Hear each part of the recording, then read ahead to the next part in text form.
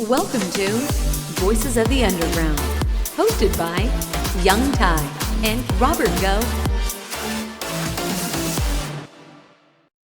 Hey everybody, and welcome back to another episode of Voices of the Underground EDM podcast, where we like to shine light on up-and-coming artists that we feel deserve more exposure. Today, I am here with my co-host, like always, Robert Go. How's it going, buddy? Cheers, man. It's going good. And no, we are not sponsored by Monster. I had somebody DM me last week because I always cheers you there. And I'm like, no, but we are open. If Monster's listening, we are absolutely open for ideas. But other than that, I'm doing good. Yeah, so Monster, hit us up if you want to do a sponsor deal. Today, we have a guy in the studio that we're super stoked to have here. He's been on Rave Culture, Spinning, Musical Freedom. He's collabed with so many people like Rigging Pyros and Cashmere and so many more. Ladies and gentlemen, please welcome to the podcast our brother, ZAXX. How's it going, man? What's up? Thanks for having me, guys. Yeah, thanks for stopping by, man. I appreciate you coming through. Of course. We're so stoked to have you here. We've been a fan for a while, so this is just like surreal, and this is going to be a great time tonight. It is. Okay, so let's start the podcast off like this, okay? We want to know, I put a thing on my Instagram for people to ask questions about, what they want to ask you. Yeah. And the biggest question that I have is, what made you come back to Big Room? Okay, that's a good one. So I was making mid-tempo music, 90 BPM to 100 BPM stuff for a long time, like 2 years, and I still love that stuff. But in my sets, it wasn't translating. It wasn't really what I enjoyed playing big room stuff in my sets more. And like, I think what I really felt was like I'm so much better at producing now than I was when I was making big room originally. So what if I apply all the stuff I've learned from making pop music and mid-tempo stuff and all this back into my roots? And like I've just missed it. I missed it, and like I've been, not that I was out of touch with it, but like I just felt like I wanted to rekindle it for myself just because I missed it a lot. It's so much fun to make for me, and like it's like I don't necessarily only listen to big room like when I'm just chilling, but like I listen to a lot of dance music when I'm just hanging out, and most of it's like trance and most of it's like older stuff. But I was like, what if I just apply all those things that I really love into like this new kind of sound I'm going for, if that makes sense? Yeah, most definitely it does. And yeah, that's really what I feel like every artist like goes through that, where they just like get bored of what they're making and want to just try something left field, and then eventually they come back and make it better. If that make like that was my thought process. Like I just missed it, and that's why I came back to it. Right, because you started out young in big room. That was the first genre, right? That you had made. What? Yeah. Or no? Well, no. The first genre I made was really like just like picture like really bad Avicii music, like really bad Avicii. We've music. all gone through that phase. That's how a lot of us got started in this, is through his inspiration. Exactly. But it was the first genre that I like really found my footing in, and I was like, oh, I could actually make this stuff, honestly. Right. Surprisingly enough. Now you got started early, because your story, I had heard it before, and I was really surprised. I was taken back as to kind of how that all came about for you. Can you kind of walk us through that, when you got started, and kind of how you got your big break? I think that was my big question. Yeah. For me, it was, well, it took a long time, a lot of grinding, a lot of like, back in the day when I first started out, there were a lot more, I feel like the resources you had access to were more organic and abundant. So there was websites like Cloud Killer where you just trade comments on your SoundCloud tracks. Like, so you upload something to SoundCloud, you go on that website and you just start just commenting on everybody's track. Like, oh, this is sick. And then they'll return the comment. Yeah. And then it makes your song look more appealing. But like my breakout, I want to say is, like I've said this story a lot, but I was eating Chinese food with my mom, my sister, and Hardwell played my song out of nowhere. out of nowhere, literally out of nowhere. I didn't send it to Really? him. So you had I no think idea. no, I had not a single clue. I was a remix from Martin Garrix, a bootleg, and I get Martin did hear it, I think, or he hit me up after Hardwell played it or something. He goes, "Yo, I love the remix, all this stuff," and I was like, "Oh my god, thank you, dude."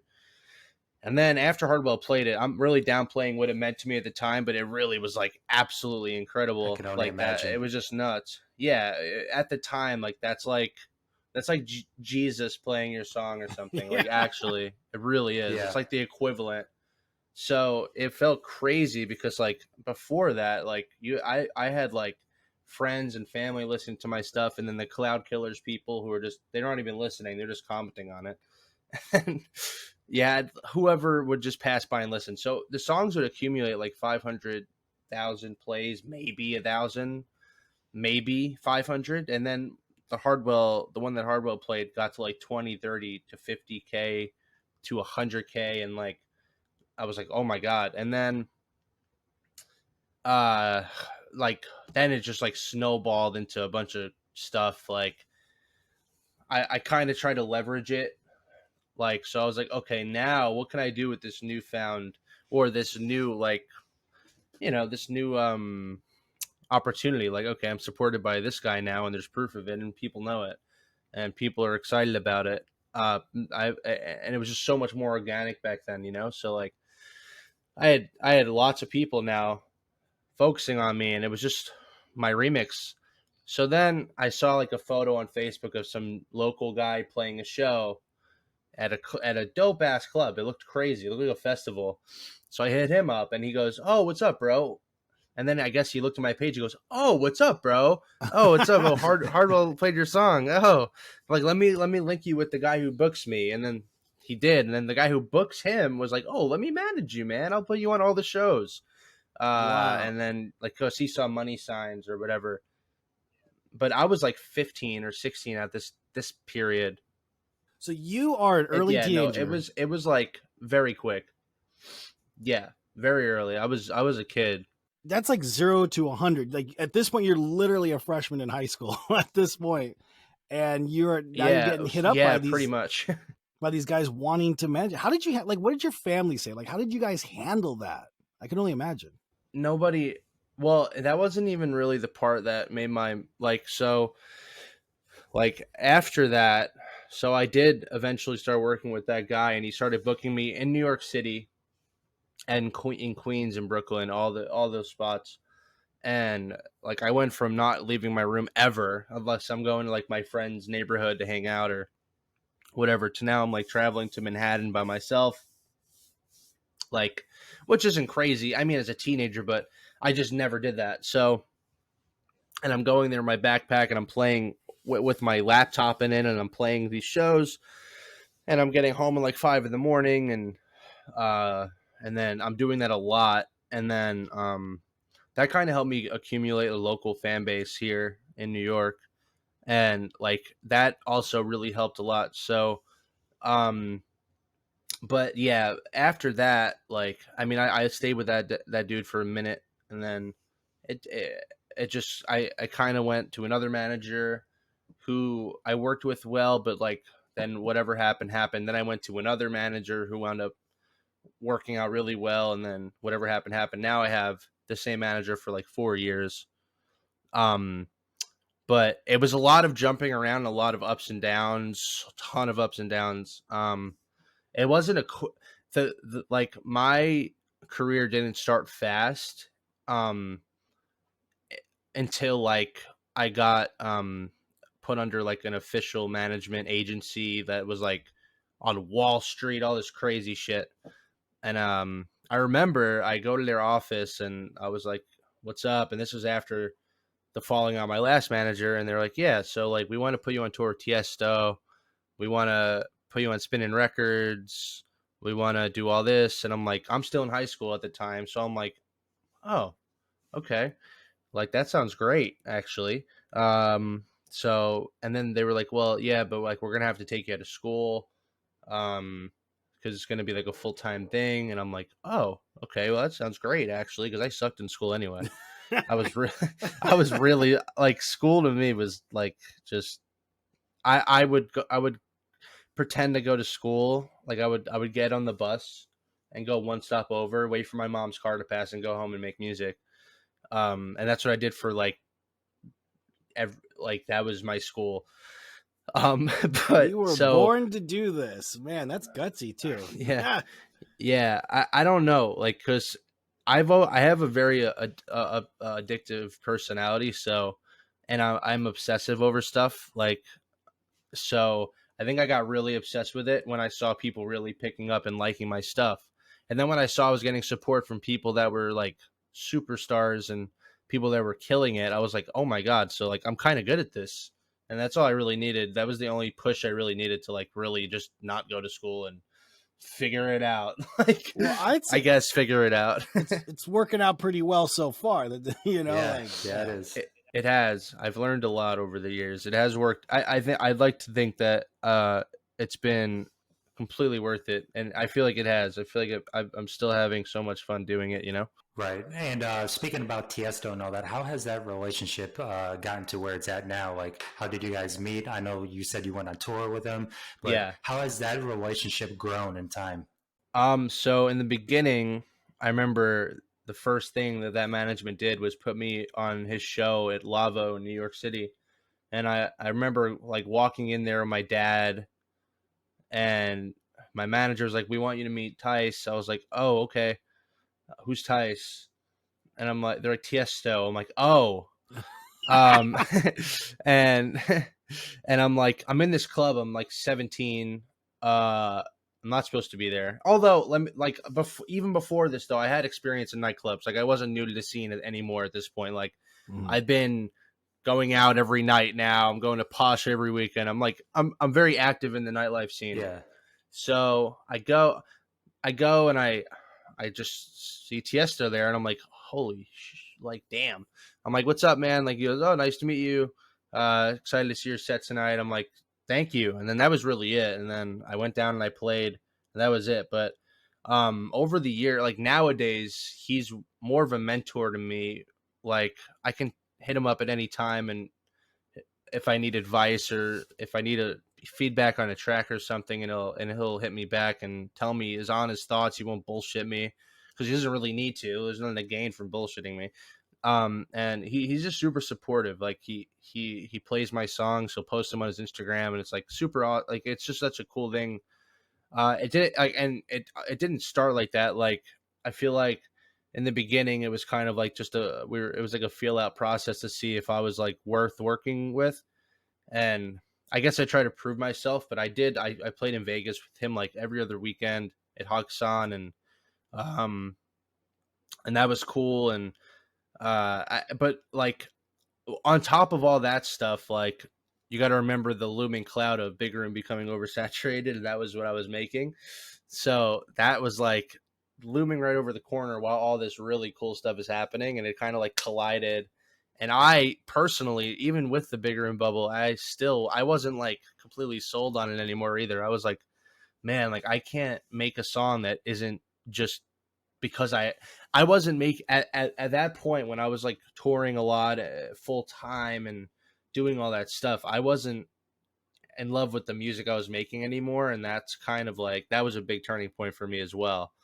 uh which is why, like, for people that follow me for a long time, they'll know I went like a year without releasing anything, touring anything. I just went back to New York, and I just stayed there, and I just was like just not doing shit. I was just playing games on my computer. I was hanging out with my friends, and that was it. I was like, I have to just reset completely. Yeah, Completely reset. sometimes you need that break, man, because you were doing all this at such a young age that you had to take a little bit of time off to kind of regroup and then get back focused on the music and all that.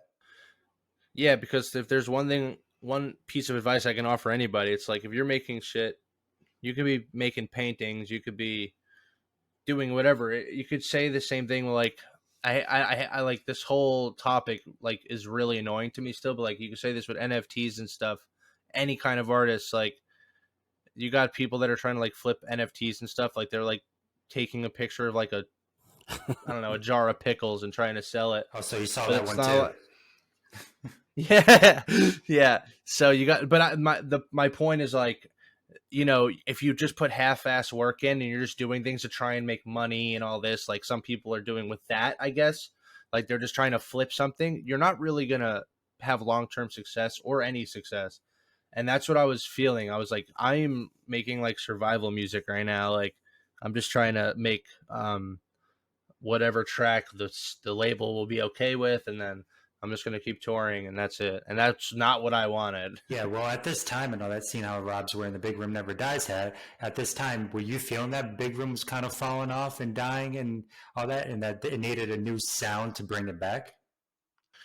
Yeah, and people get mad at me for saying this all the time. Like they're like, "No, dude, like you can't say Big Room died and shit." I'm like, I easily can because it did for a while. It did, Yeah. at least it did, and it's only because like of exactly what I just said. Like people were like, "Okay," once it got so saturated, like you see it right now with Tech House. Like you got everybody now, every artist in the world, every other dude is trying to make the next big Tech House song, do it to it song, like like they're trying to make that next heater that blows up on TikTok, and then they're like, "Yep, that's it."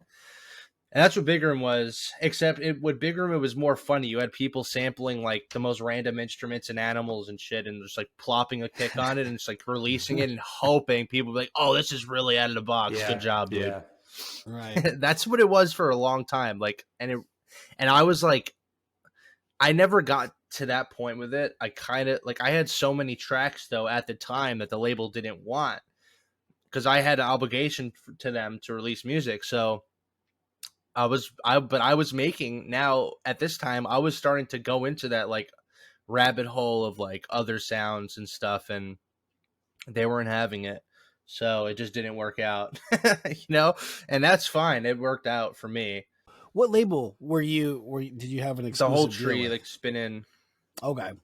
Got it. Like spinning, and it wasn't completely exclusive, but it kind of was, if that makes sense. Like because I released on W&W's label at the time and Dimmock and whatever, but like for my originals, we wanted to keep it within that like spinning circle. Yes, some people might have not have known that you were on main stage back in the day before this rave culture. Yeah, the W&W guys have always been super supportive of my stuff. Like always, like and they're so nice. Like I remember I played a show. No, I didn't play a show with them there. I met them at New City Gas in Montreal. Like I'm talking like I was like 18 maybe. Yeah, I was 18 because I could drink, because you could drink at 18 there. And like I met Ward and just the nicest dude ever. And like mind you, like I'm a huge fan of these guys, and it's the first time meeting them, and I was like, oh man, wow. And then whatever, we partied, it was great. And then like I released Guess Who, and then I released like the Moscow remix and all that stuff. So yeah, I've worked with them for a while, and people are asking me like, how do I get a song signed to Rave Culture and all this? I'm like, well, that's a relationship I established like friggin' 50 years ago now, so I don't know. Yeah, it doesn't just happen overnight for the most part. No, it's there. I mean, like to even get into that subject, it's a whole thing, but it's weird. It's different for everybody. Everybody has different connections to different labels and whatnot. It's very like all over the place. I'd say just start with the demo email, and if they like it, they'll reply. Like that's true. Although a lot of labels just don't even check their demos, so that's one thing. But yeah, I'm getting off track. I don't even remember what we were talking That's about. fine, man. That's fine. No, but okay, so But yeah, you're going through this Big Room process, right? And then now you kind of venture off into different sounds. What made you think? Because we talked about Big Room not dying. What made you think now it's starting to revive? Where like the uptick of it? Where did you see it starting to come back and have an upswing? And I guess my follow up to that, ZAXX, would be, what was your take on like 2019, 2020, where you had a lot of people with the saber sounds and things along those lines? So where between then and now, like where did you see it happening? I do want to talk about that. Go ahead. Me too. Let's do it. Because, Me fucking too. like, so I didn't. I'm gonna be fully honest. Like, I didn't like look at other artists and see that they were like bringing a revival to the genre. And that's because maybe I wasn't looking hard enough, and I'll fully admit that. Like, and I wasn't even trying to though. Like, it was kind of something I wanted to do.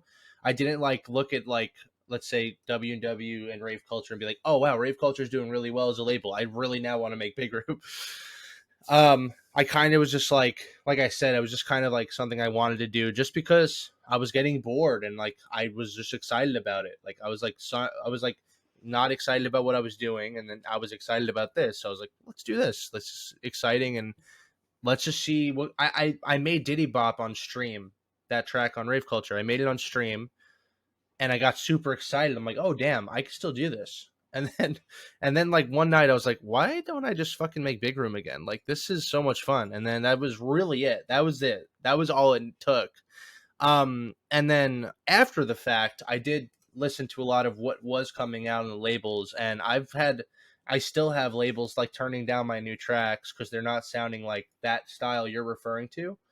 And that's fine, like because like you got labels like there's label like I'm super I love Intensity. I think it's a great label. I think like um I'm super happy Zilla's coming out on there because like Chris uh he's just he's super open-minded to the music, you know, and a lot of labels aren't. And it doesn't matter about the size of a label or anything like that. It matters like what should matter, I think, as an artist is like, are the people at said label or at said whatever distribution company, whatever it is, are they down? Are they really behind your song? And if they are, then you should work with them. Doesn't matter. You should work with who fucks with you. You know, it's really important to do that because like you're not, if you're chasing people that don't fuck with you, you're just going to be chasing them forever for the most part. But the Saber sound and all that, like, and Sabers is dope, but I'm not like big into it. You'll hear my new songs. I've showed you guys them personally. Like, I don't really go for that sound at all. I never have because it's predictable, you know, and I don't like, and Big Room is already predictable. And I never want my music to be something you could just kind of like know what it's going to sound like right away. I want it to be distinguishable, but not boring. And that's important to do. And that's my my opinion on it. I know a lot of artists send me collab ideas and promos, and it's just like a saw drop, and there's nothing wrong with that, but it's not really up my alley anymore. It's cool if done correctly, and like it's fine, but to me it's like I feel like if people want the genre to kind of make a comeback, which it can, but like, you know, it's not even the point of it. The point of it is like it can have a niche community. It doesn't matter. But you kind of have to just step out of the box. Don't copy other artists, you know, just kind of make your own sound up, which is what I'm trying to do. Like my last track I released, which was Back to You. I did it on Actuation. That track was like kind of me just experimenting with like big room kicks and deeper bass synths and big ass breaks, but the drop is not a big ass drop. It's kind of minimal. And I got inspiration from like the Future Rave stuff for that. And then I was like, okay, but I don't want to bite off the Future Rave. But this was cool to do, you know? And that's what I think I want to see more artists doing is like just kind of experimenting more and like pulling inspiration from more than just big room.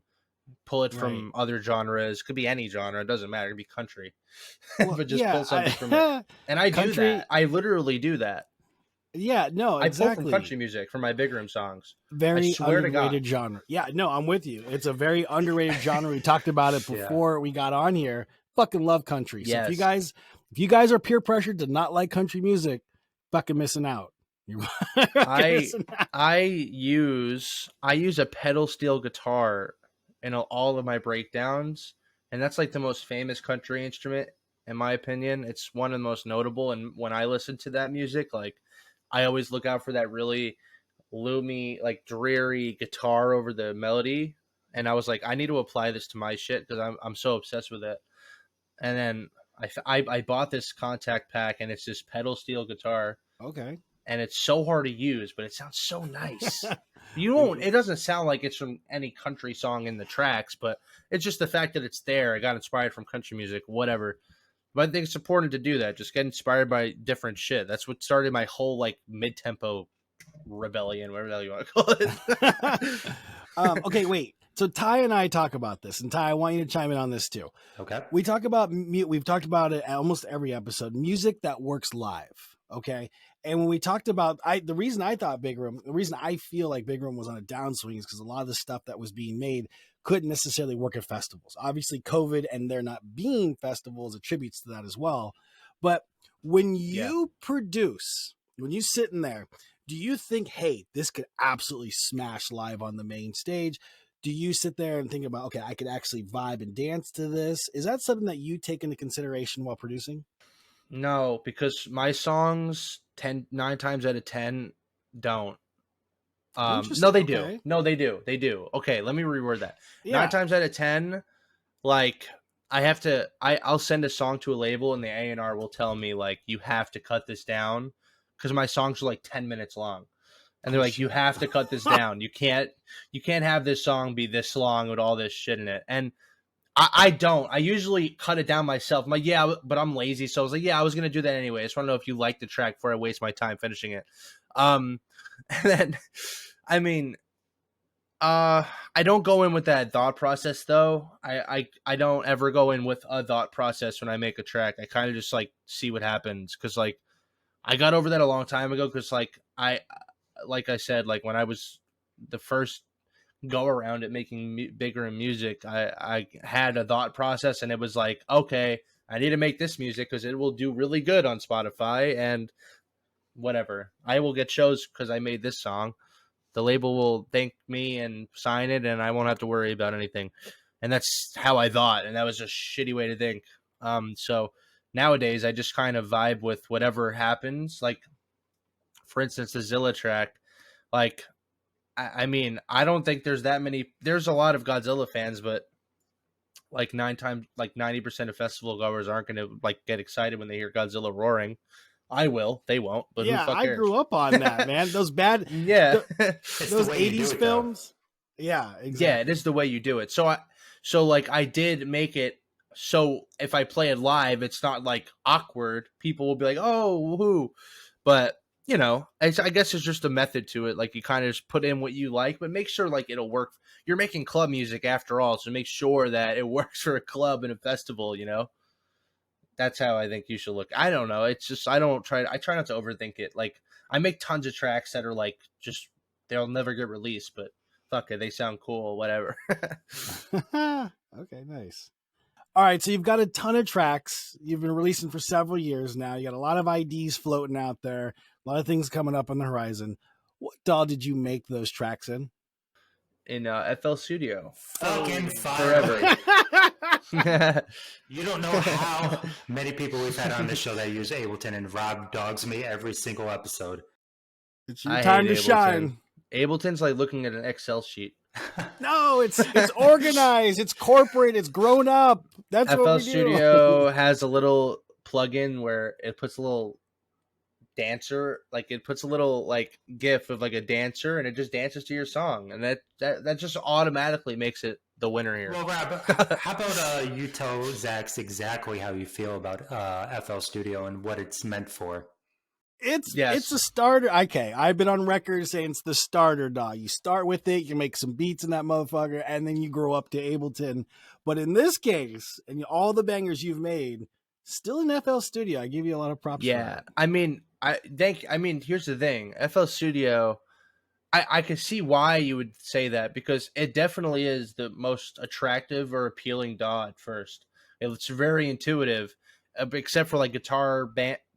What the fuck is the Mac one called? GarageBand. And like Mixcraft. I was about to say Guitar Hero, but all of those, like you got all those, and those are like I'll even throw in Audacity to the mix, because I guess like when you're a kid and you're on Google, you're like whatever, Audacity pops up and you're putting reverb on fart samples and stuff, but like I think FL Studio, if you know how to use it, is like right on par with Ableton. Ableton has pros too, though, but FL Studio definitely has pros as well. Like they both kind of have their own things that are going for them.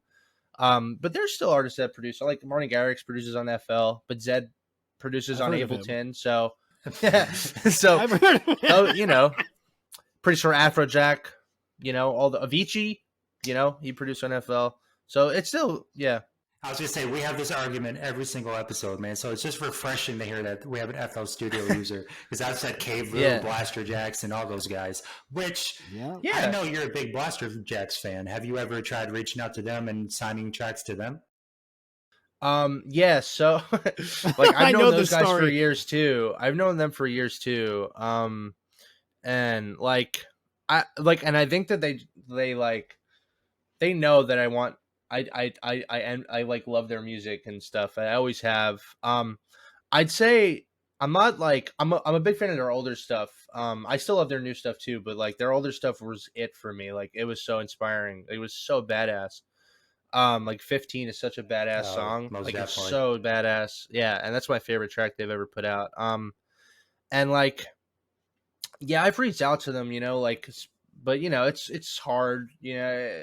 They're doing their own thing and I'm doing my own thing. It's all respect. Like so I've reached out, but I haven't like really yo, come on, let's do so. Like I just kind of put my cards on the table, like, yo, I got some tracks if you want to hear them. Like, yeah, for sure. And that's really where I left off.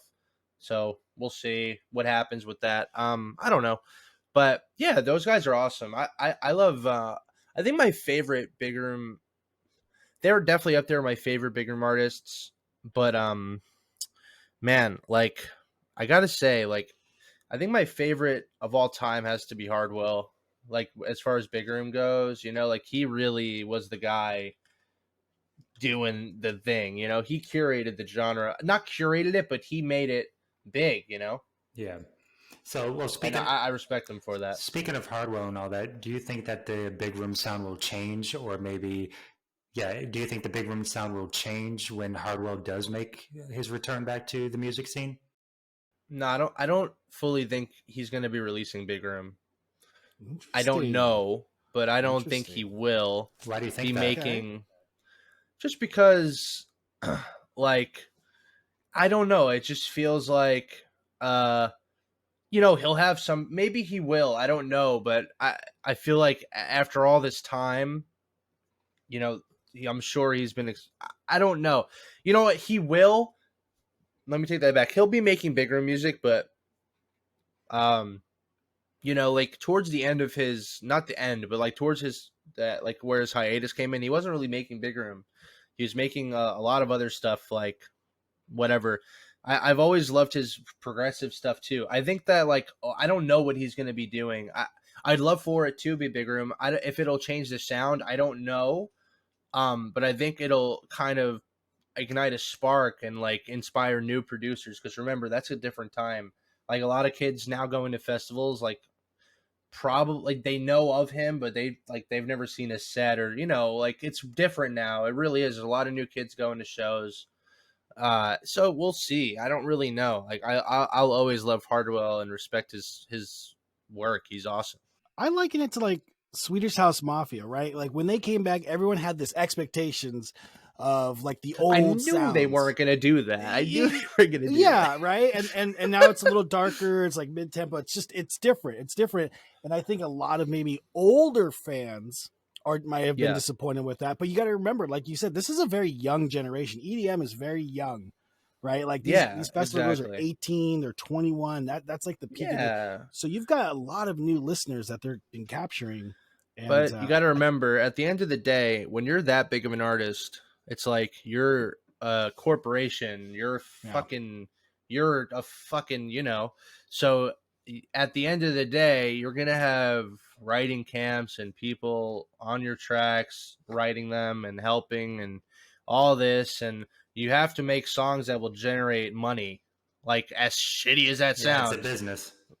It's a business, especially when you're of that stature. It kind of becomes like, you know, you'll release a pop record, maybe you'll release a bigger edit to it, and then you only play live.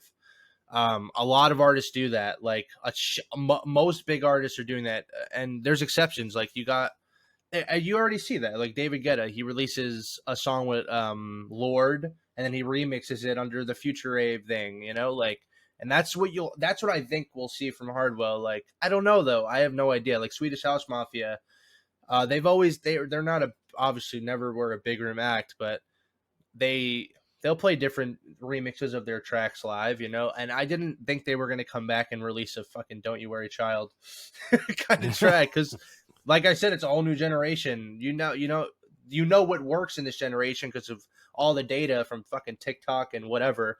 Yeah. Okay, guys, we're coming back. Let's get The Weeknd on a song. He just released the biggest song of all time last year. Duh. Like, you know, because they're a corporation. They have the money to do it. Like, fuck it.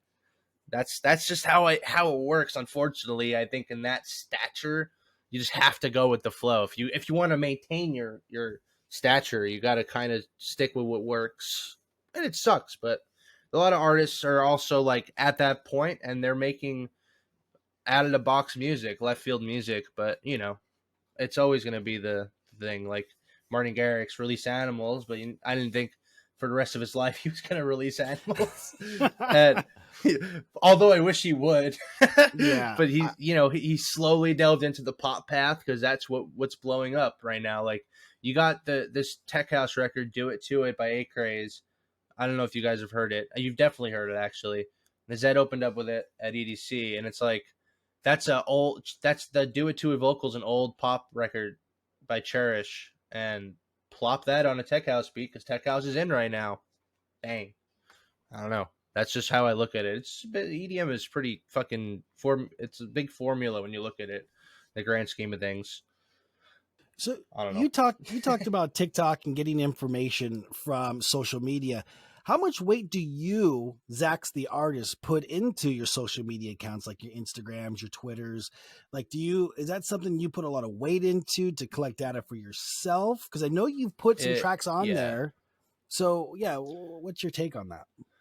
Admittedly, not enough, but I'm not at that level yet where it's like I have to really worry about what's going to be the next big hit, because like I don't have the resources to guarantee my song is going to get heard and be put on those big TikTok platforms. You know, that it just comes down to luck at some points, you know, like when you're an artist, like that's not at the top level. It comes down to a lot of different aspects, and like you can write a song with the intention of it becoming a TikTok hit, and then it doesn't, and then that's on your resume forever. And it's kind of like, and you know, people don't really look into it that deeply, but for me personally, I just kind of want to I take a more like and I could be stupid for this, whatever, but I take a more like just personal approach where as long as I'm reaching the people that really like my shit, it's all I care about. Obviously, I want to fucking put food on my table, all that, but like I think in order to really be successful, you have to like kind of be honest with your shit, you know? You can't like just make manufactured hits, or try to at least attempt to. And because if I wanted to really just fucking go balls to the walls and just I don't know how to put this. Like if I really wanted to just like make a ton of money and then see ya, I would just follow the trend, just make fucking tech house. Okay, tech house is dying out. Make this, make that, and that's it. Because like, I think I'm at the point in my life, or my production cycle of life, like where I can make any genre now, like decent enough or well enough to where I can get the song out and sounding great, and then see what happens. But I'd rather just do what I like, you know, because it's more fulfilling. If you do what you like and then it works, damn, that's awesome. Right. You know? Yeah. And how do you feel about like up-tempo techno? Because Rob is huge into that. That's mainly what he does, and I've been dabbling with it a little bit as well. How do you feel about that? Does that go hand in hand with Big Room a little bit? Like Ollie James kind of style? Exactly. And Maddox, what he's trying out right now and revealed.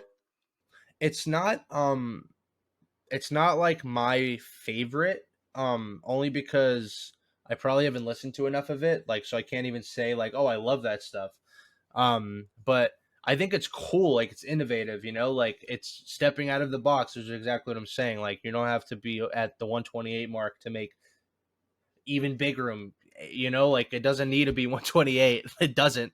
So, I think it's dope. I mean, it's cool. I listen to a lot of Ollie stuff, and it's always heat. You know, like I always love that shit. Even our collab that is sadly like kind of just sitting now. We're gonna start something else, but it was at like that tempo pretty much. So, Oh, wait. Well, hold on. I'm cool. I'm down with that shit. Honestly, let's back it up here, ZAXX. I think he put. Let's go. We got to back it up. Okay, hold on, people listening.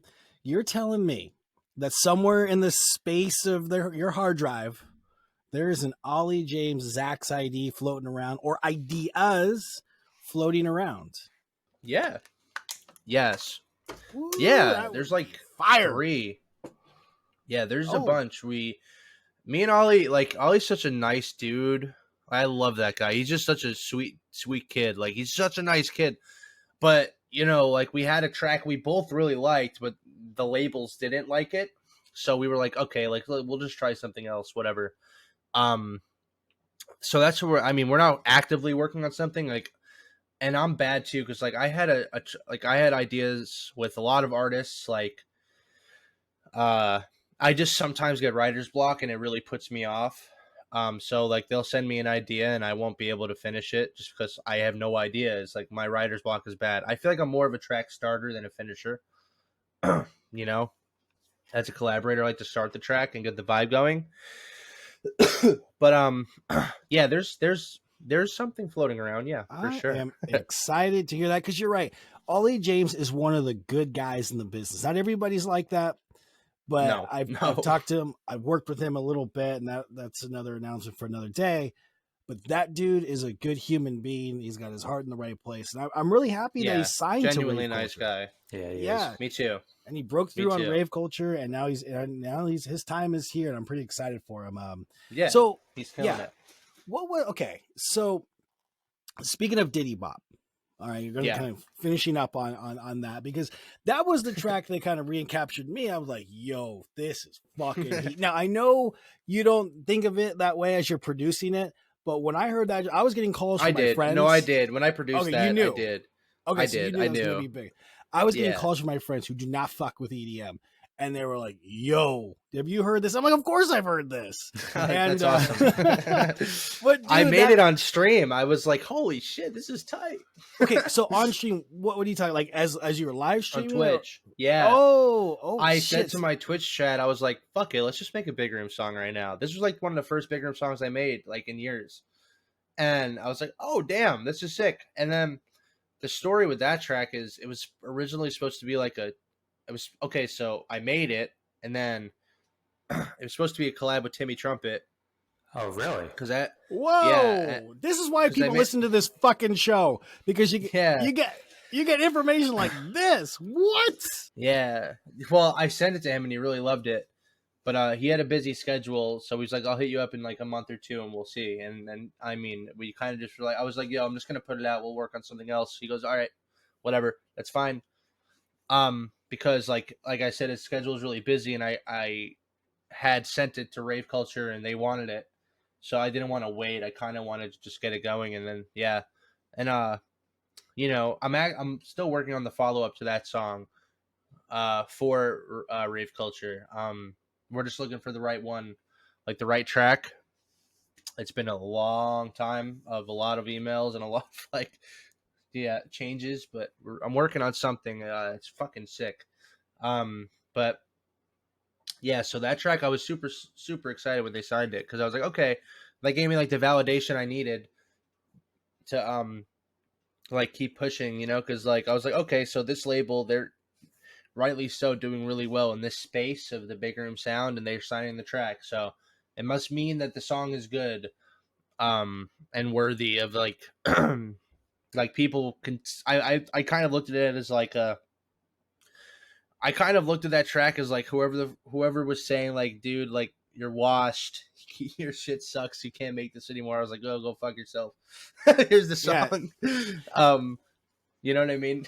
Yeah. Yeah, and it lives up to the mantra of the Big Room King, which you're self proclaimed. I want to talk about this. I want to talk about because okay, so I real love this shit. conversation. This is a real shit Yeah. show. We're gonna try to peel it back a little bit. Now, I've course. seen in different spaces, and I've seen people talk smoke about that. Like, who the fuck is this guy?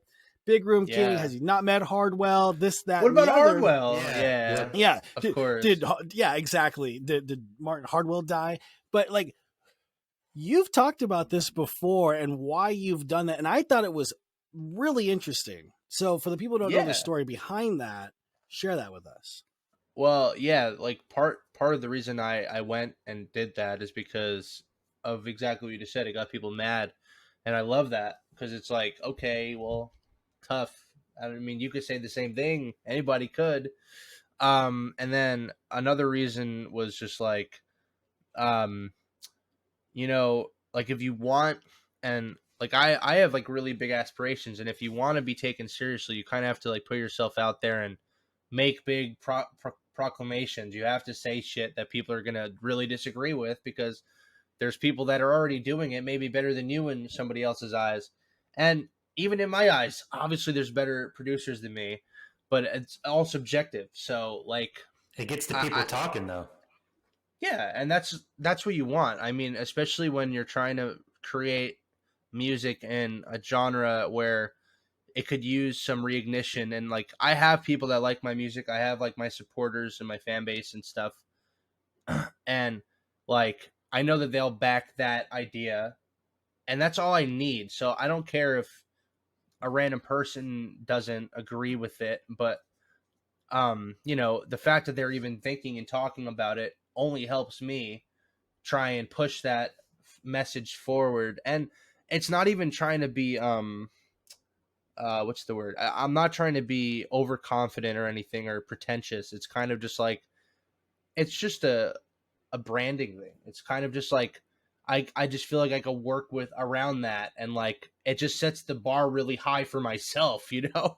So that's why you speak it into existence, and I think that's what I liked about it. And then that's why I think rap guys do so well, because they have that kind of that confidence. Yeah. Like, hey, I'm going to be like Travis Scott's performing in front of 20 people right before he made it big, but he's like, I treated that crowd like there was 100,000 people in there, and then guess what? It happened. Yeah. So I think Exactly. that's what I like. I love that story behind it, and I wanted to touch on that because I think people need to understand, if you're gonna be that fucking guy, you need to be that guy, if that makes sense. You need to be that guy from day one.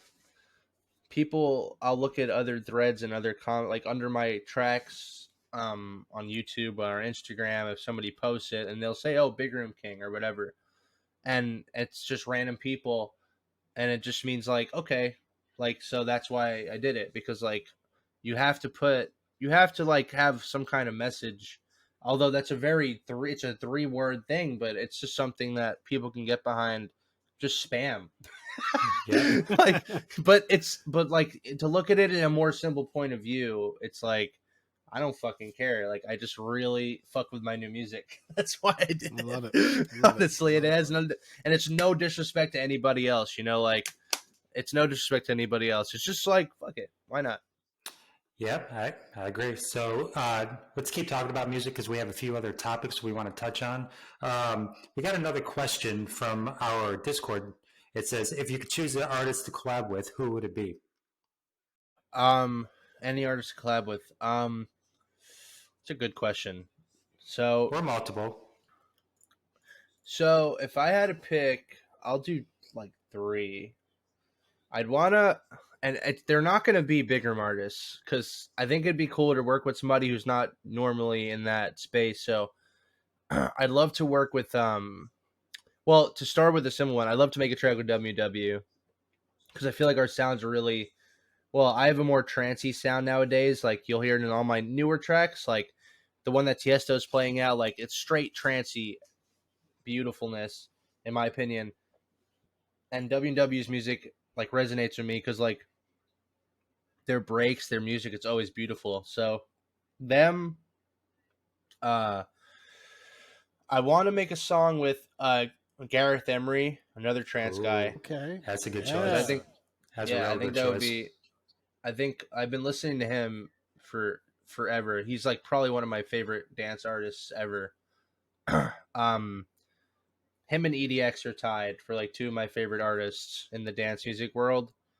And then I think lastly, dude, I feel like make a sick song with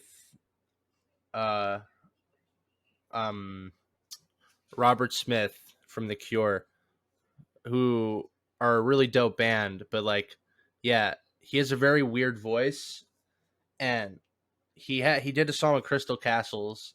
I don't know if you know Crystal Castles, but they're really dope. Well, they're not a duo anymore. They broke up a while ago, but they're like this witch house, experimental house. Like I don't know, explain. Like kind of compared him to MGMT. And they did a track with him, and I was like, damn, you would never think this would work ever, but it works so well. It's such a gorgeous song, and it's so weird and out there, and I'm like, damn, I would love to do that with like one of my records, especially at like 128. That'd be so fucking cool. Just something really left field, you know what I mean? Something really different, because I feel like most EDM vocals and stuff are either super like housey or then super like overly emotional, like melodramatic as fuck. Especially in Big Room, you have a lot of vocals that are like really overdramatic. It's like the most like the most deep, heartfelt message, and it goes into like a fucking screech drop. I'm like, oh my God. I'm like, dude, it's just not. Especially here, like it does not, like those don't work for me at all. Like I don't fuck with those tracks, but. That's why like a weird artist like that I think would be really cool. Any kind of weird singer that has a really cool voice. I'd fucking make a song with like Sting or something and put a Big Room drop on it. Yeah, the sky's the limit with anybody, man. You can make some dope shit with anybody. Yeah, 100%, dude. Well, we got one more question here. It's kind of the same thing. It's what are your top 3 favorite festivals, or top 3 festivals that you want to play? That I want to play? Because you played EDC. Yeah, I did EDC. I'd like to play Ultra. I'd like to play Tomorrowland. So those are really generic, but I would love to play them. And I'd love to play Lollapalooza. I think it's so fucking cool. The ones in Brazil and Argentina. The Argentina Brazilian festival circuit is fucking incredible.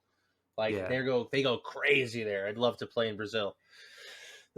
Yeah, those are my top 3 for sure.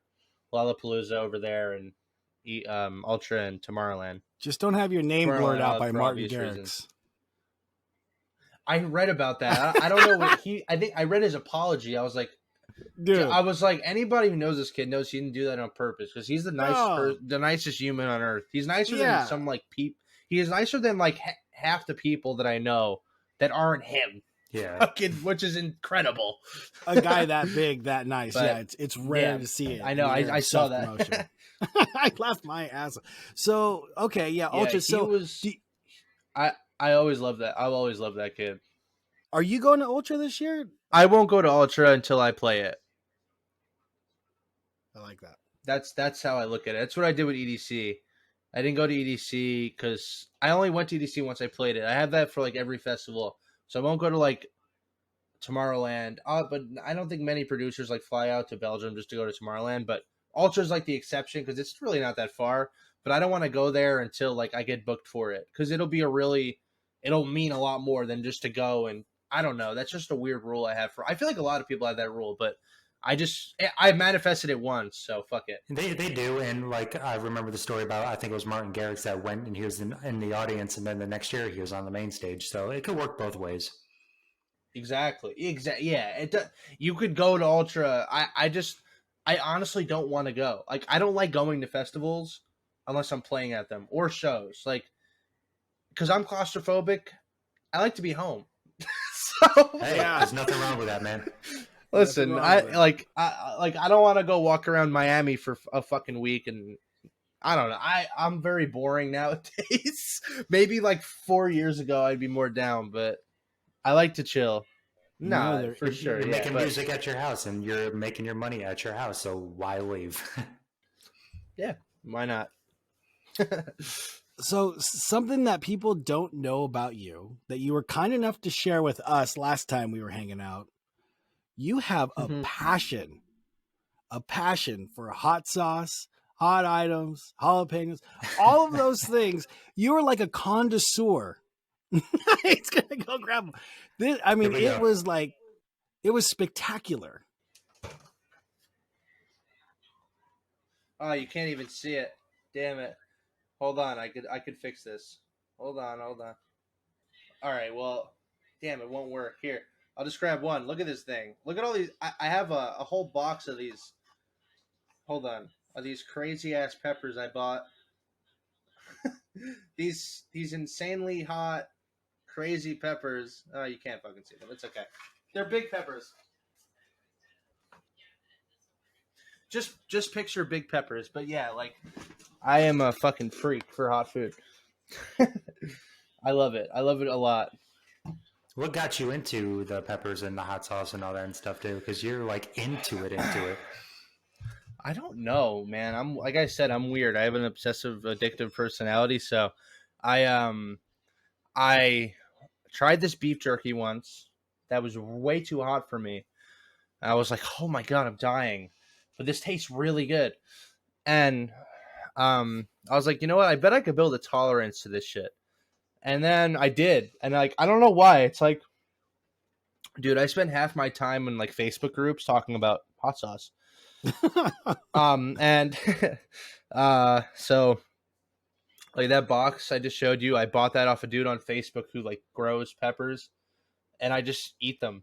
Like, it's very weird. It's the most odd thing, but like, it's just like, it's just a hobby I have. Like, I collect hot sauce. I collect like jerkies and tinctures and all these crazy contraptions of just real, like, not hot, like super hot. Like, it's a whole other level of like spicy that most people will just like probably go to the hospital if they consumed it, actually, because it's if you're not used to it, it's actually scary because it's like overwhelming. What you showed us that one night on a live stream and stuff, or in the Discord, you were taking what was it? Something in a bottle and just. I think I have it right here, but dude, it was crazy to watch because you started sweating and all that stuff. I can just imagine how hot that was. I think you're talking about this bag. Oh, you can't see it. It's the bag of the tincture. Oh, here we go again. Green screen. Yeah, it's the green screen's messing up, but it's It's all right. Yeah, it's fine. Yeah, so that shit is just straight extract from a super hot pepper, and yeah, I was just eating it like a snack. It was hot. I'm 3,000 miles away, and I felt that shit. It was it looked hot.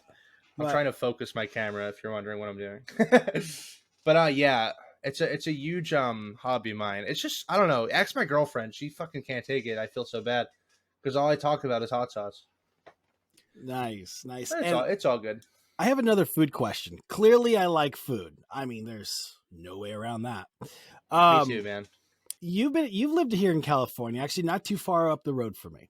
So I don't know if this is a regional thing, if people listening are going to understand the levity of this question, but I'm going to give it straight to the point. Chick-fil-A or Raising Cane's? I hate Chick-fil-A. Raising Cane's all day. Let's go. I fucking Cane's, love this guy. Chick-fil-A's, I can never, I don't know what's wrong with me. I think I'm the only person who dislikes Chick-fil-A.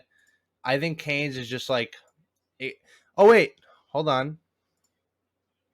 Now I could show you this stuff. I could turn my, and I could hopefully focus my damn camera. Yeah, but no, dude, Cane's is, it's gas. If you haven't found Raising Cane's and you're listening to this podcast, figure it out. And if you're overseas, when you come to the States, find one. Absolute gas. The Texas toast is amazing. You got to get the extra sauce with it. Yeah, keep it simple, and it's absolutely beautiful. There you go. And if we might be looking for a sponsor, Raising Cane's, Ty, I would be so down. The closest one in New York is in Boston. All right, I'll show you. Okay, back to the hot sauce stuff.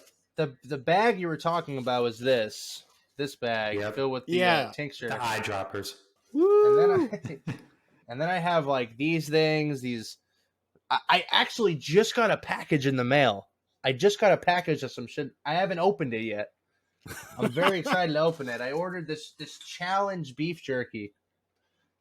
It's supposed to be a challenge to eat. It's very, very hot, apparently. Yeah, like the one chip thing. Yeah, I don't think it'll be a challenge for me, but I'm like looking forward to doing it. It's right over there. I'm very excited.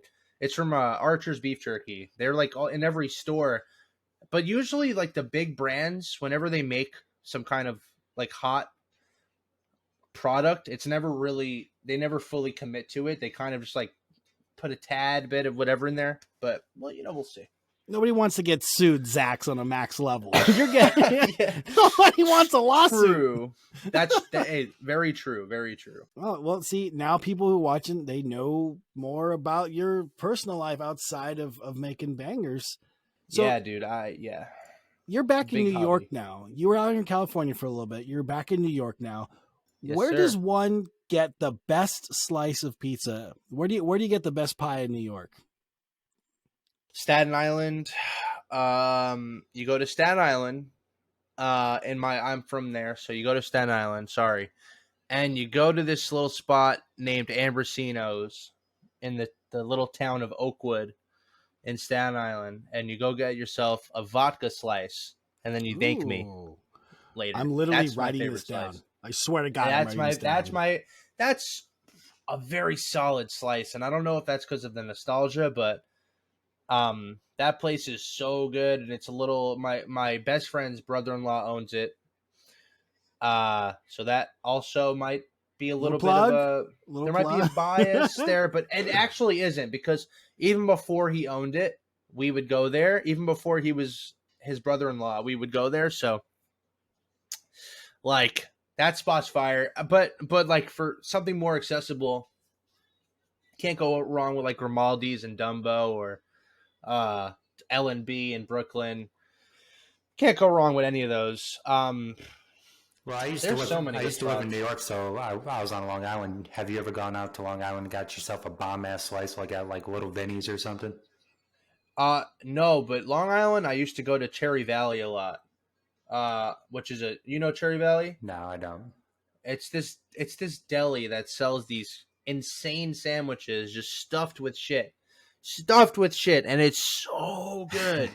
So good, man. Oh my God. I love that I'm back here, man. It is so awesome because there's so much fucking good food. Oh, dude. Yeah, talking about, I miss Cane's though. Talking about coming back to New York, but what was the reason you went out to LA? I needed a change of scenery from Staten Island, I think. And also, yeah, there were opportunities out there I wanted to chase. And I'm glad I moved there. I met my girlfriend there. And now we're getting a house out here, which is awesome. So I'm glad. Yeah, I'm glad we. Thank you. I'm glad we. I moved out there. I got to meet her, and then I got to work. I got to just be close to my producing friends, and that was cool. But I realized living out there that you just can't. Feel like as somebody from here, you can't really leave here for that long because you'll just wind up coming back. If that makes any sense, it's just like. My family's here. Like I'm staying with my sister right now. Like she just had a kid, so it's awesome. I'm like an uncle now, and that's super cool. And it's just like I'm Italian, so family's like everything. So if that's for any nationality, but you know what I mean. Like it's like it's like I don't know, but I love it there too. Like I don't see myself never going back to California. Like I'll probably wind up back there one day. Who the fuck knows? But yeah, it's the best of both worlds, though. I mean, New York and LA are both equally have their pros and cons, but it's easier when you're from somewhere. You work better there. But change of scenery mostly. Like I just wanted to kind of go, and then the label I was working with was out there. So yeah, I don't know. I don't think it hurts to go there for a little bit as a producer, because there's a lot of opportunity in LA, more than anywhere else. But you don't need to live there. It's a big that's a big thing that people think they have to like move to LA to have a music career, and it's very false, especially nowadays. Yeah, do everything over the internet. So yeah, maybe back in the day, but nah, not anymore. Cool. Is there anything else? Anything else you guys want to go? I kind of went through my list. Most of my questions were food related, so we knocked that out. I love that, dude. I have so much. I went to this place in Staten Island the other day. I swear, there's a funny fucking story actually. Like, I was in the mall with my girlfriend and my best friend and his girlfriend, and we were going shopping for like winter clothes. We were gonna go out later that night with another friend, but I was stopping in Staten Island anyway. So I'm like, yo, let's hang out. So we go to the mall and we go to this clothing store, whatever, and then we're just walking around the mall. We're about to leave, and I turn a corner and there's a fucking place called Pepper Palace. I'd never heard of it. I shit you not. You would have thought I was 5 years old. I go, oh my God. I literally full sprint into the store, have an asthma attack. And then I'm trying every hot sauce they have. The hottest ones, the ones that aren't hot. I'm talking to the girl behind the counter, asking her, oh, you like peppers too? That's awesome. And she's like, yeah. And she's letting me try all this shit. And I had my best friend try like the hottest sauce in the store. And I tried it and I was like, this is all right. It's not that hot. And he's like, dude, we have to go. We have to go right now. This is fucking I have to go home. I'm like, oh, really, bro? Like, are you sure? And then I'm like, why don't you try this one too? What she did, which to my surprise, and he was like, this is actually really good. I was like, see? Like, once you get past the agony, the initial, it's really good. It's really good shit. But that was awesome. That's a good friend right there, man. That was so fucking cool. Yeah. Yeah, I know. Now, is anybody around you as well into peppers and stuff like this too, as you grew into it? I wish, but no. Like I said, it's a very niche thing to really like love super hot food. It's very niche. I think I'm the only one, but that's why I'm in a bunch of Facebook groups. So, like that's usually where I talk to people, and it's not like we're like sitting there like fucking praying to like a statue of a pepper. It's just like people will grow these cool ass peppers and make hot sauce and stuff, and then they'll literally sell it. And it's I don't know why I find that so cool. Like, cause it's like anybody could do it. You just fucking, It's a cool hobby. It's like somebody who likes to plant a fucking garden outside, except the garden will kill you if you eat it, kind of thing. After this episode, someone's probably going to make a meme of you praying to a pepper. Oh, I wouldn't be opposed to that, to be honest. Yeah, dude. That's a good one. Okay, so transitioning back onto music, one of the reasons I really respect what you do and is you want to bring EDM, big room back to the United States of America. You've talked about that at length. We've talked about it. You've talked about chaotic. We need that. Yeah. I mean, how do you think that can happen? It's not quite in the fabric of our country, but it has been big here before. I think it has. Big again. Well, here's the thing. Like, so I alone don't intend to do that myself. It's not that kind of thing where it's like, yeah, I'm gonna do this. Fuck yeah, that's it. I think it has to be more of it has to start on the ground level. That's why I fuck with Intensity, because it's a label born in the US, and I think that's awesome. And like, that's part of it. Like it just needs to have its own community. It doesn't need to be a mainstream genre in America. It just has to be a genre people actually, and you know what? It is for the bigger artists, that'll sell hard tickets and sell out, 10,000 cap venues. But like, it's just something I think that I personally want to do just because it's something nobody else was trying to do at the time. And I think that's important to kind of set a precedent for yourself and distinguish yourself from other people. Like, this is what he's doing and trying to do, or she, whatever. This is what they're trying to do, and that's cool. That's something you can apply to that person and like know that it's their message. And that's like from when I first started trying to do this again, it was like, that's what I want to do. I want to bring it back to the States because it's a thing in Europe. Like, you don't really have to bring it back because it's fucking there. Cool. Lucky motherfucker. No, I'm kidding. Yeah. Like, it's a thing there, and it always will be. It always will be. And like, it's because it was kind of born there. But here, it was a trend that came and went, like most genres here, to be honest.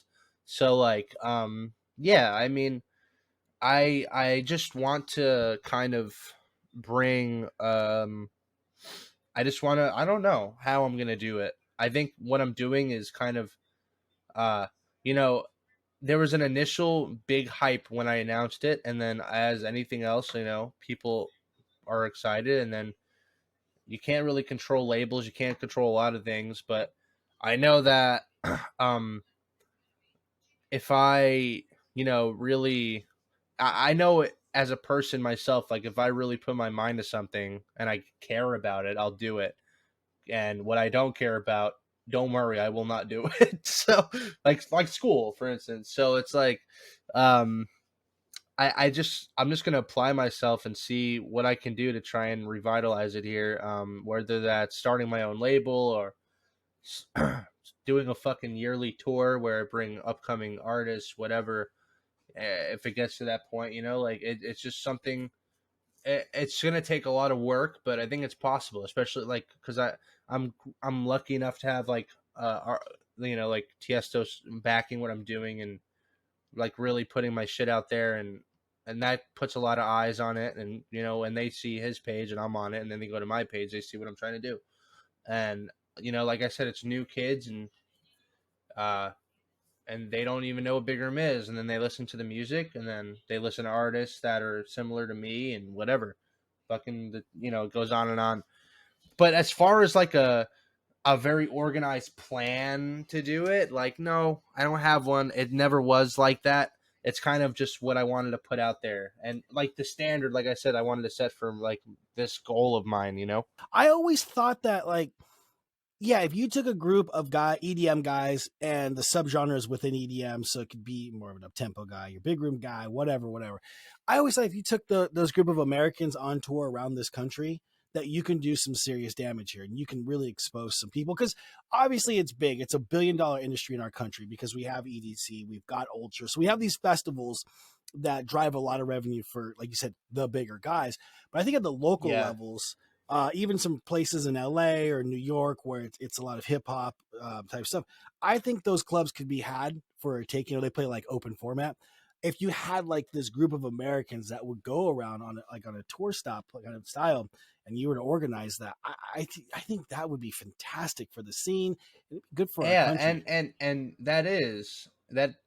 that's a great idea. It's the problem is, there it's like for me personally on my like where I'm at in my career, um like whatever, like I've gotten offers for shows that I didn't take because it just didn't make sense. And like I don't want to be doing like support right now for other acts. I kind of want to be doing my own shows.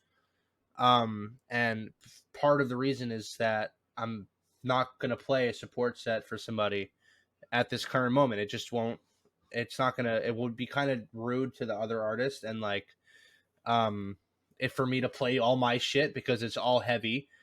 Not that that's even a fucking thing anymore, because that kind of evaporated, but just still, like, I don't know. I just want, I want it to make sense, but I think for me, like, I want to get the ball rolling. COVID like fucked everything up. I had a lot of touring plans for this year, but like I, COVID fucked everything up. So, yeah, I mean, you're right though. That would do some damage, and like I plan on doing that in a way, a form of that. But it's not all set up yet. I still have a lot of thinking to do, and like right now, I kind of want to get the music perfect. You know, I want to get my sound perfect before I think of like. I have big picture ideas, but like, in the studio, I still have a lot of work to do. I think, I still want to kind of find that perfect medium.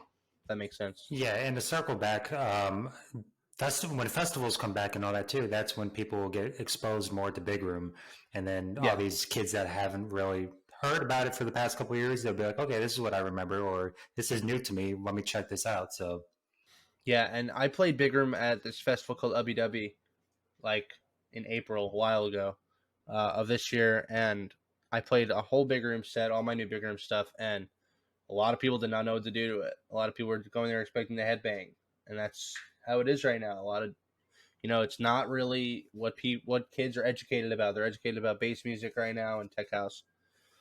So that's exactly it. So I plan on, educating the youth. Love it. Love it. You gotta start with them kids. Gotta start with the kids. Yes, So sir.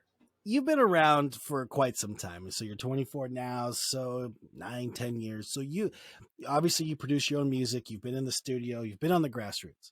So you've Yeah. seen some shit. What is your take? And I love getting your perspective on this, on people who buy ghost tracks or buy onto tracks. What is your take on that as somebody who really did it organically, ground up, DJ support, literally, organic stuff? What's your take on that? Like ghost production and stuff. I feel like it's a really it's hard to even pinpoint because a lot of producers will make an idea or a track and then somebody will go in and kind of help them finalize it, and that's fine. I've done that. Like I've had songs that I couldn't finish. The label was like, listen, like we got to have somebody do another pass on this, like maybe on the mix or maybe just help you get these synths right. I'm like, yeah, fuck it, if it makes the song sound better, I'm all for it. And that's happened to me, like not out of my control, but I didn't care enough to not do it because like I wanted the song to come out. So like I've had records where like for instance, like my track Signal, I actually worked on with the Disco Fries a while ago, because my the label, it was for a Netflix movie, and the label was like, well, this just isn't clean enough for Netflix. And I was like, well, this is out of my skill set. I don't know what else to do because like I was pretty, I was like, I think I was like 18 or 19 when I made that track, and I still wasn't, I like that was like, although I'm only 24, like that was a long time ago now. So like all over those abundant years, like I've gotten so much better at mixing and stuff. So I was like, yeah, like I'll sit down with them and they can like show me what to do to make this better, and they did. And I was like, okay, awesome. So I'm not opposed to that, like that's awesome. Like getting, if you make okay, for me, like if I'm in a studio with somebody and I'm writing a song for them, because I've done that too. I've been on the other end of it nowadays more, but I've been on the other end of that and like making songs for people or with people. Like you really do make like the best music when you're working with other people. At least for me, like, because you are not fully responsible for every idea then. Like, but if you get an idea from them, you know how to make it. And they might have a great idea that you'll just never think of because it's not really in your style or in your inspiration. So my inspirational, like the way I make music, I think is kind of distinguishable because I do downward bass line and chord patterns. I make sure the song always has a very nice resolution, and the chords are always kind of like sus chords and always have a drone in them and all this shit. I always dot my I's and cross my T's when it comes to that. Like my chords have to sound kind of sad always. They always have to be sad, kind of, or like some kind of whatever. And then when I work with somebody else, they'll be like, no, just put it up or whatever the fuck. And then I'll be like, oh, well, it actually sounds really good. But with straight ghost production, I mean, it's so hard to talk like about it because like I've done it and I can't like be hypocritical. I haven't been ghost produced myself. Like I've made every one of my tracks from start to finish, like regardless of mix help or somebody trying to beef up a layer or something. It's always been me. And like I'll go on Discord with my friends on some songs and I'll be like, yo, how can I make this better? And then they'll help me. Not that much, but sometimes, there's nothing wrong with that. But straight, just paying off a producer to write your track. I mean, for some artists, like that's just how it is. Like, and that's all there is to it. You can't even be mad. It's like, you can, but you got to realize that nobody fucking cares. The general population does not give a fuck. As a producer, it's kind of offensive because you're like, damn, I put so much time and work into my music and this guy just does nothing. But that's just business and it sucks, Yeah, well, we're seeing more of it now in this day and age, where back years ago it was a bigger deal. Like people like you cannot be ghost produced and kind of hate you for it. as a producer, right?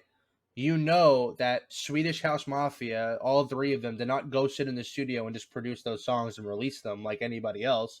They had fucking 50 writers and 70 other producers doing passes over the tracks. Yeah, a lot of people behind it. Yeah, but you won't like. But if you're just an avid listener, you're not thinking about that. You don't give a fuck. Like, but as a producer, for me, like, I don't care because the songs come out how they come out. But then you got, you have other people that don't make any music, and like, you could feel however you want about it. I mean, if that's how they run their business, that's really none of my business. And like, I can't get mad at somebody for that. Only because like it would make me a hypocrite because I've produced other people's songs from start to finish that they've done nothing on. And it's like, if it's just like, I mean, if the producer that's making the song is getting paid, then that's a win-win. I guess, I don't know. It's a touchy subject. Like, cause I used to have that really, I had pent up anger. Like, what the fuck? I know you didn't make this fucking song, but you're going to go fucking play in every country in the world, you motherfucker. But like, at the end of the day, you talk to that person and you realize like, oh, they're just really smart. Like, they know what they're doing. They know how to, they could just, they could be, and I don't think there's any guys that go and just fucking buy songs and just have no input whatsoever. A lot of guys will just go, they can't make music, but they know a good song when they hear it, and they'll put input in and whatever, and they'll be part of the process. And that's respectable, I guess. Like, it's whatever. It's not a big deal. To me, only because like I kind of see how it works from the behind the scenes, and it's like, fuck it. Like, it's the music industry. There's way worse things than that going on. Like, Yeah, there's way worse things than that. There's root problems in the music industry, not like the artists. If you reap the benefits of the music industry and you figured it out, all power to you, because like, it's not easy to make it in the music industry. It's like a fucking raffle. Yeah, you said it best. It's a business. It's show business. And I think a lot of guys from the bedroom don't quite understand that from the business side of things. And I know I've come a long way on Ghost Productions, and to the point where I'm just like, it is what it is. It's none of my, I'm not in the room. It's none of my business. So, but I know it is a business. It's not something I personally would partake in, but at the same time, who are we to judge people? Yeah. I mean, if you were in that guy's position, you would not be giving a fuck about what people are thinking about your ghost production on your stacks of $1 million fucking whatever. Yeah. I don't know. Yeah. But it's not all about money either, obviously. But like, for some people it is. And that's fucking whatever. They have no effect on me. So, they're the only thing that, if somebody, to put it this way, if there was an artist you really loved, but you knew, fuck this camera, you knew he didn't make his own music, are you going to not let him support you? Fuck no, you're not. You're going to be like, yeah, dude, like, you want to bring me on tour? Bring me on tour. You're not going to fucking be like, I don't know. That's how I look at it. It's always that. I feel like it's always that narrative for a lot of producers, like, oh, your ghost produced, this guy's a piece of shit, until then that guy hits them up and's like, yo, like, would you want to open for me maybe on a few dates on my tour? And then they're like, oh, yeah, I would. Yeah. Yeah. Or if they play your music. You're not going to get mad at Alan Walker if he's playing your music in a stadium of 65,000 people. No, and with Alan, like, I love that kid. Like, he took me on tour with him. I was on tour with Alan 2 years ago. We did the whole North American tour. But the thing with Al, that's a misconception about him though, because like, he was showing me ideas that he makes. But like I said, Alan, but listen, Alan is a superstar. So he has writers and producers going into his tracks on, a major label, and like making them major label ready, because a major label is not going to put out a song. That's what I mean. Like, it's tough because like, he showed me an idea. I remember one night at a tour, he brought his laptop over. He showed me an idea he was working on. And I was like, oh, this is sick. And the song came out like a year later, And I was like, okay, yeah, so this sounds like it's ready for the fucking radio. Because every one of his songs, like he'll release a track and then he'll announce a day later, yeah, this song is in PUBG Mobile and fucking a Verizon commercial. And that's just, it has to be manufactured that way, you know? It has to be perfect and cut professionally once you're at that stature. And that'll always be how it is if you're at that level. Like, if say any one of us got to a level where fucking, I don't know, Mountain Dew wants to put your song in their Super Bowl commercial. Very, very specific example, but say it came to that. But they said, yeah, we need you to like fix this up and get a really solid master, all this shit. You're not going to be like, no, I can't do it myself, so go fuck yourself. You're going to do it. You're going to, your label will do it. Whatever. You know, that's what I mean. Yeah, I like. I'm the most staunch David Guetta supporter there is. I've been in groups before. One very specific Discord that's giving this guy shit, and I'm like, yo, when you start like that's commercial, that's like top 40 radio stuff. They ain't making this in the bedroom. All right, you're not putting your KRKs on this motherfucker, and then mixing and mastering. Like this has to be a team. It's a corporate show. And I'm like I said, I'm a big fan of Guetta and what he's done for EDM in general. And this guy, I mean, I don't want to get into it, but this guy's a fucking legend. Started actual DJing and whatnot. But yeah, so I just don't think people quite realize the levity of the commercialism.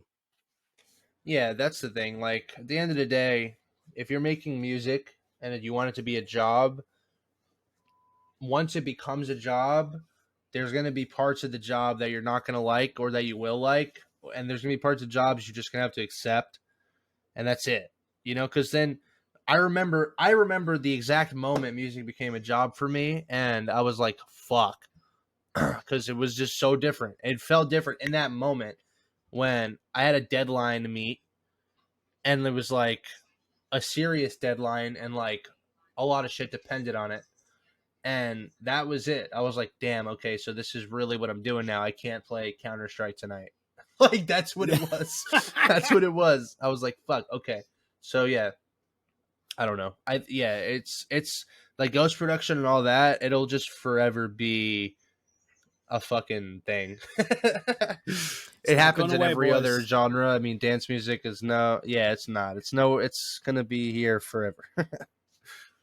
Well, guys, I think that's it, unless you got something you want to talk about. No, I do have I have ZILLA 2.0 coming out, which I'm very excited about. We saw that. Yeah. By the time this episode comes out, it will be out already, so. Yeah, that track I'm very excited about cuz I love Godzilla. It's actually National Godzilla Day today, and I didn't know that. I did not know that. It's Godzilla's 68th birthday today. Believe it or not. And we released the artwork for ZILLA today and announced it, and I was like, this is fucking perfect. I didn't even realize. And that's the universe for you, man. Yeah, and I'm stoked about it just because like that track ZILLA, when I first released it, the old one was like a huge track for me, and it was so cool because like it was something I really loved and put a lot of my childhood into, and like a lot of people really loved it. So yeah, I'm just super excited about that track. And then, a lot of other stuff in the pipeline that I really can't talk about because I don't even know. So yeah, that's really it for me. 2022 is going to be a monster year for you, man. And yeah, I really appreciate you coming on and just kind of giving us. Thanks for having me, guys. Yeah, of course. An insight of who you are and behind the artist, which is always a great thing. Hell yeah. Well, I got one more question. Can you give some insight to these up-and-comers that are trying to make it and to get to that level? Like maybe something that will help them out along the way? Yeah. Well, and it goes for any genre. I think I have like 3 rules that I think everybody should follow if they're trying to make a music career. The first rule is just, and it's very important. The most important rule, I think, is that just don't compare yourself to any other artist. Whether they're bigger or smaller than you. It's really unhealthy to do. It's a good habit to break like at the beginning of your career because it'll drive you crazy. It used to drive me crazy, and now I don't give a fuck. And it feels a lot better. If I have writer's block or if somebody releases it, there's always going to be competition. So just get used to get used to that. Two is, and this is, I try, I don't want it to be a generic tip, but like there are so many people trying to do the same thing. And you probably heard this. There are millions of people trying to make music, and it's true. There's so many musicians. There's like 300,000 uploads to Spotify a day or some shit. So you really need to pick what you got to get good at something. Like get good, become your own. Like make your own genre, even if that sounds impossible. Like make your stuff so distinguishable that people know it's you right away. And I can name 10 artists that are like that. And you need that from the get-go. You don't want to you want to like kind of have that. And the third tip is like, don't release, if you're really up and coming and like you're just starting out, don't release your music until it's as good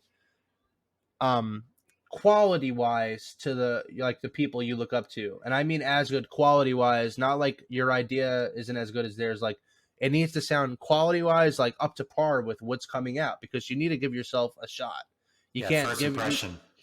Exactly. And have a brand and like kind of think about all that important stuff that people can latch onto. But it's the music industry, as impossible as it seems, it's not impossible.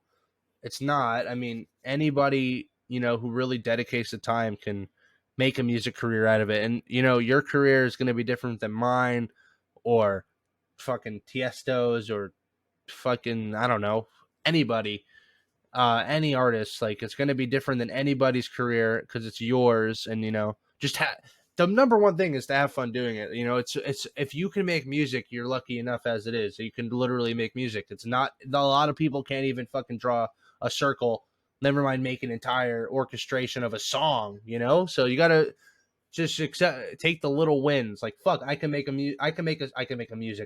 song. That's awesome. And you gotta really pump yourself up, because in the beginning there's not gonna be many people pumping you up, except for like your mom or whatever, your friends. You gotta kind of pump yourself up and get yourself there. And don't get discouraged. That's how you make it in the music industry. Don't get discouraged and work really fucking hard. Don't have a social life. That's actually part of it. Don't have a fucking social life, and put all your time into perfecting your craft. And if you make good stuff, regardless of what you think, like people will hear it, and that's it. I mean, that's how you do it. I mean, it's hard. There's no formula to become successful. It kind of just is a thing that it could either happen 10 years from now or 10 months from now. You just got to work for it. That's really it. That's some great advice, man. And that's a great way to end this podcast. So we really do appreciate you being on here, man. Yeah. Thanks for having me, guys. I appreciate it. Well, guys, I think that's it for this episode of Voices of the Underground. I want to give a big special thank you to our guest, ZAXX, for being on here. You can catch him on Instagram at ZAXX Official. Come back anytime, man. We would love to have you back on and talk more. I'm always down. And then you could catch my co-host Robert Go at Robert Go on Instagram, and you can find myself at Young Ty on Instagram. We also have a Discord, guys. We would love for you guys to join. The link is going to be in the description. ZAXX is a part of it as well too. So come and join the community, and we'll see you next time, guys, on Voices of the Underground. Thanks, man. See ya. Of course. All right, fellas. Peace.